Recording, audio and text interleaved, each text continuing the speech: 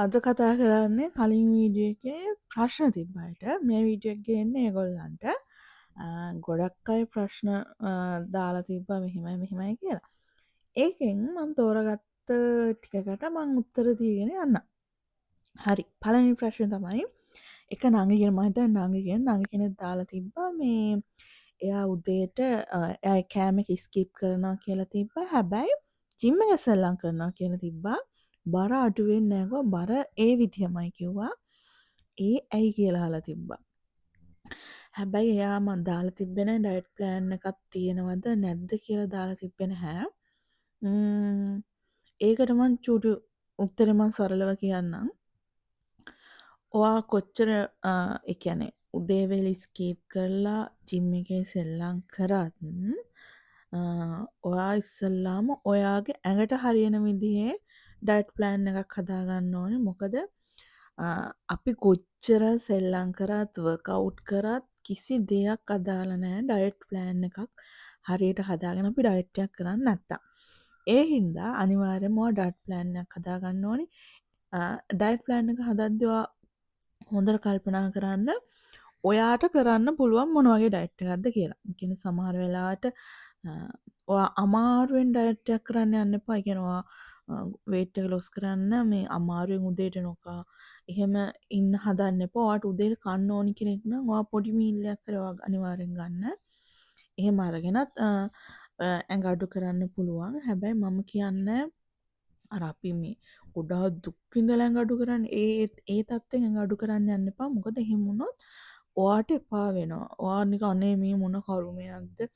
එහෙම හිත තමයි ඇඟ අඩු කරන්න යන්නේ. ඒ හින්දා හැම දෙයකටම අපිට වැදගත් මයින්ඩ්සෙට් එක. මයින්ඩ්සෙට් එක ඉස්සෙල්ලා හදාගන්න මේක කරන්න පුළුවන් කියලා. ඒ වගේම ඔයා මේ ඔළුවට හොඳට ගන්න මම මේක මේ දවස් වෙනකොට ඉවර කරනම් මගේ ටාගට් එක මෙච්චරයි කියලා ප්ලෑන් එකක් හදාගන්න. මම හිතනවා ඒකත් මේ ගොඩක් හොඳයි කියලා. ඉස්සෙල්ලාම ඔයා කරන්න ඕනේ ඔයාට ගැලපෙන ඩයට් ප්ලෑන් එක මොකක්ද කියලා තෝරගන්න එක. ඒ තෝරගෙන ඒකට හරි විදිහට මහන්සි වෙන්න. අනිවාර්යෙන් ඩයට් ප්ලෑන් එකක් කරන්න. ඩයට් ප්ලෑන් එක නැතුව නම් ඇඟ බහින්නේ නැහැ. අනිත් එක තමයි ජිම් එකේ සෙල්ලම් කරන එක හොඳයි. මං කියන්නේ ජිම් එකේ සෙල්ලම් කරන්න එපා කියලා. සමහරවිට ජිම් එකේ සෙල්ලම් කරන අය මේ වීඩියෝ එක බලන්න පුළුවන්. ඒක ප්‍රශ්නයක් නෑ. ජිම් එකේ සෙල්ලම් කරනවා නම් ජිම් ෂෙඩියුල් එකට අනිවාර්යෙන් ඒ ටික කරගෙන යන්න. ඒ වගේම ජිම් එකෙන් ඩයට් ප්ලෑන් එකක් දෙනවා. ඒ ඩයට් ප්ලෑන් එක ෆලෝ කරන්න. එහෙම නැත්නම් මම දකින විදිහට හොඳම දේ පුළුවන් නම් උදේට පැයයි හවසට පැයයි වේගෙන් ඇවිදින්න. දුවන්න නෙමෙයි මං කියන්නේ වේගෙන් ඇවිදින්න. මම හිතන්නේ මගේ පෞද්ගලික අත්දැකීමත් එක්ක මං කියන්නේ මම ජිම් එකේ සෙල්ලම් කරලා තියෙනවා. හැබැයි ජිම් එකේ සෙල්ලම් කරන ප්‍රවණතාවයට වඩා ඇවිදින එකෙන් අපේ ඇඟේ බර අඩු වෙන ප්‍රවණතාවය පොඩ්ඩක් වැඩි. ඒ හින්දා මම කියන්නේ හොඳට ඇවිදින්න, වේගෙන් ඇවිදින්න. ඒ වගේම ඔයාගේ බරට සරිලන විදිහේ දවසට ගන්න ඕනේ වතුර ලීටර් ප්‍රමාණය අනිවාර්යයෙන්ම ගන්න. ඊට අමතරව බත් අඩු කරන්න, වෙජිටබල්ස් වැඩි කරන්න, වැඩි කරලා ප්‍රෝටීන් ගන්න අනිවාර්යයෙන්ම. මස් මාළු බිත්තර මම හිතන්නේ ඒකත් බිත්තර කනවා නම් ගොඩක් හොඳයි. බිත්තර වලින් අපේ බඩගින්න යම් තාක් දුරට අඩු කරනවා. ඒ හින්දා බිත්තර පුළුවන් තරම් තමන්ගේ කෑමට එකතු කරගන්න. ඊට අමතරව තව කෙනෙක් අහලා තිබ්බා වට්ටක ගත්තට කමක් නැද්ද කියලා. කියන්නේ වට්ටක ප්‍රශ්නයක් නෑ නේද? මේ පිටි කෑමක් නෙමෙයි නේද කියලා දාලා තිබ්බා. මට කවුලක් නෑ. හැබැයි මං කියන්නේ පුළුවන් තරම් තන්තුමය ආහාර ගන්න. ඒක ඔයාටත් හොඳයි මේ weight loss කරන ජර්නි එකේදී. ඒ වගේම ඔයාගේ ආහාර දිරවීමටත් ඒක පහසුයි. එහෙම නැතුව මේ වට්ටක ගන්නම එපා කියන්නේ නැහැ. තියෙන එළවලුව ගන්න. ඒ කියන්නේ පුළුවන් තරම් මේන්ටේන් කරගෙන යන්න. මේකම ගන්න මං කියන්නේ මොකද හැමෝටම ගන්න පුළුවන් ඒවත් තියෙනවා බැරි ඒවත් තියෙනවා. බොරුවට මීල්ස් ෆෑන් හදාගෙන අපි මේ නෑ මේක මෙහෙම කරනවා මේක කනවා මේ විදිහට කරනවා කිය කිය අපි කොච්චර කරන්න ගියත් අවසාන වෙන්නේ අපේ අතින් වියදම් වෙන එක විතරයි. වෙච්ච ප්‍රතිඵලයක් නැහැ. ඒ හින්දා මම කියන්නේ තියෙන එළවලුවක් කන්න එක ප්‍රශ්නයක් නෑ. කාබෝහයිඩ්‍රේට් අවම කරලා තන්තු පැත්තට පොඩ්ඩක් යන්න. ඒක ප්‍රශ්නයක් නෑ. එතකොට ඔයා අනිවාර්යෙන් පස්මිල්ල මම කියන විදිහට මම කරන විදිහට කිව්වොත් එහෙනම් මම අනිවාර්යෙන් පස්මිල්ලෙක් ගන්න දවල් 12ට.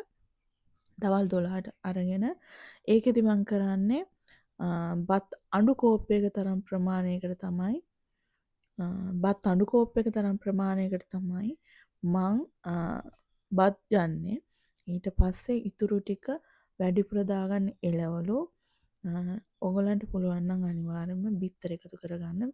බිත්තර දෙකක් එකතු කරගන්න පුළුවන් නම් ඒත් ප්‍රශ්න නැහැ. බිත්තර කෑවට කමක් නැහැ. බිත්තර වලින් මහත් වෙන්නේ නැහැ. ඒ හින්දා ඔයාට දැන් එහෙම කාලා නිකන් බඩගිනි වගේ දැනෙනවා නම් ඒ ලිමිට් එකෙන් කන එක අඩු කරන්න එපා. ඔයා බත් ගන්න නැතුව එළවලු කන්න. එළවලු කෑවට කිසි ප්‍රශ්නයක් නැහැ. මේ එළවලු කන්න.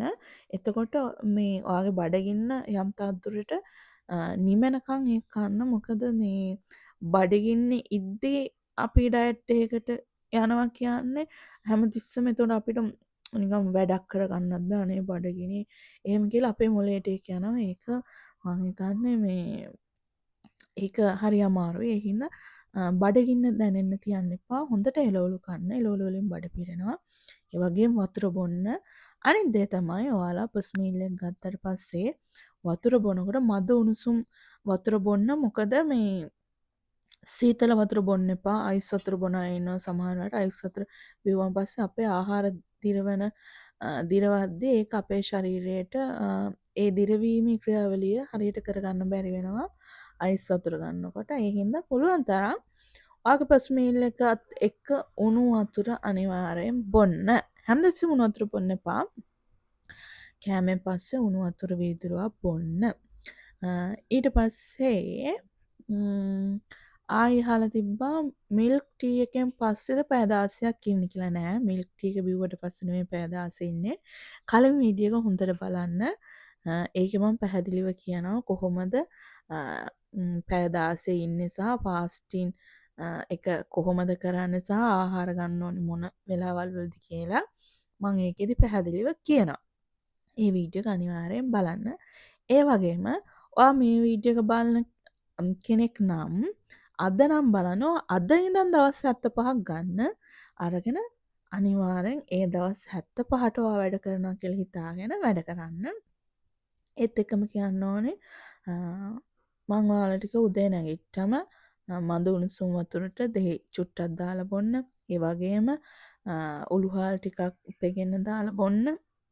හෝමෝන ප්‍රශ්නටත් උත්තරයක් දෙන්න කියලා කෙනෙක් දාලා තිබ්බා. හෝමෝන ප්‍රශ්න වලටත් හොඳම දේ තමයි ඇඟ අඩු කරගන්න එක. මොකද හෝමෝන ප්‍රශ්න එන්නේ අපේ ඇඟේ සමබරතාවය අඩු වුණාම. ඉතින් PCOS තත් එන්න පුළුවන්. ඒ හින්දා මම හිතන්නේ හොඳම දේ ඔයා අනිවාර්යෙන්ම ඇඟ අඩු කරගන්න ඕනි. එතකොට ඇඟ අඩු කරගත්තන් පස්සේ හෝමෝන ප්‍රශ්න එන්නේ නැහැ. ඒ වගේම කියන්න ඕනි ඔයා ඉස්සෙල්ලා ඔයාගේ උසයි බරයි මැනගෙන ඔයාගේ BMI එක මොන ගානද තියෙන්න ඕනි. BMI එකට හරියන බර කොච්චරද කියලා හොයාගන්න. ඒ හොයාගෙන දවස් 75ට ටාගට් කරන්න. මං මේ ගානට එනවා දවස් 75 ඉවර වෙනකොට. ඒ වගේම මේ යන්නේ ජනවාරි මාසේ. ඉතින් අප්‍රේල් එනවා. අප්‍රේල් කියන්නේ අපි හැමෝටම අවුරුදු. ඉතින් අප්‍රේල් වලට ඔයා ආසනද වඳින්න පුළුවන් විදිහට ඔයා අනිවාර්යෙන් ටාගට් එක හදා ගන්නම ඕනි. මෙතෙන්දි මම කියන්න ඕනේ කවුරුත් කාටවත් චීට් කරන්න එපා. චීට් කරොත් ඒකෙන් එන්නේ ඔයාම රැවටෙන එක විතරයි. ඒ හින්දා පුළුවන් තරම් try කරන්න හරියට මේක කරගෙන යන්න. තව දෙයක් කියන්න ඕනේ දැන් අපි උත්සාහය කැපවීම මේ ටික තියෙනවා නම් අපිට කරන්න බැරි දෙයක් නැහැ. ඒ හින්දා පුළුවන් තරම් ආත්ම විශ්වාසයෙන් තමන්ට තමන් විශ්වාස කරන්න පුළුවන් විදිහට මේ ඩයට් එක කරලා යන්න. එක දවසක් කරලා අනේ මට බෑ මම හෙට ඉඳන් කරනවා එහෙම හිතන්න එපා. එහෙම හිතුවොත් ඔයා පරාදයි. ඒ හින්දා අනිවාර්යයෙන්ම මේ දවස් 75 ඇතුළත ඔයා ඒ චැලෙන්ජ් එක කරනවාමයි කියලා හිතට ගන්න. ඒත් එකම කියන්න ඕනි මේක කරගෙන යද්දි ඔයාලට මොනවා හරි අපහසුතාවයක් එනවා නම් මම මගේ WhatsApp නම්බර් එක දාලා තියන්නම් යටින්. මම ඒකේ WhatsApp channel එකට link කරලා තියන්නම්. ඔයාලා ඒකට ඔයාලගේ ප්‍රශ්න දාන්න. ඊට අමතරව තව වීඩියෝ එකකින් මම ගේන්නම් මේ weight loss journey එක ආසාවෙන් කරන්න පුළුවන් ක්‍රමයක්. මම ඒක ඔයාලට ගේන්නම් ඊළඟ වීඩියෝ එකෙන්. මම හිතනවා ඒක කරොත් ඕගලන්ට ආස හිතෙයි මේ weight loss journey එක දිගටම කරගෙන යන්න. ඉතින් අපි ඊළඟ වීඩියෝ එකෙන් බලමු මොකද්ද ඒ කියලා.